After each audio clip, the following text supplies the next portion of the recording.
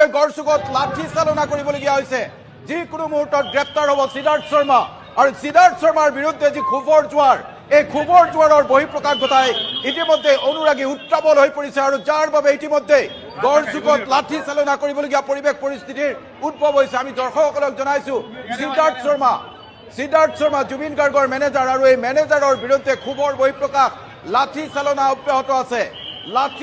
অব্যাহত আছে গড়চুকৰ যি আবাসিক ফ্লেট আছে ফ্লেটৰ বাহিৰত লোকাৰণ্য পৰিৱেশ এই মুহূৰ্তত আৰু এটা খবৰ জনাব বিচাৰিছো যে গড়চুক থানাৰ বৰ্তমান শতাধিক CRPF জোৱান মোতায়েন কৰা হৈছে নিৰাপত্তাৰ খাতিৰত। গড়চুক থানাৰ বাহিৰত এতিয়াও এখন বাছত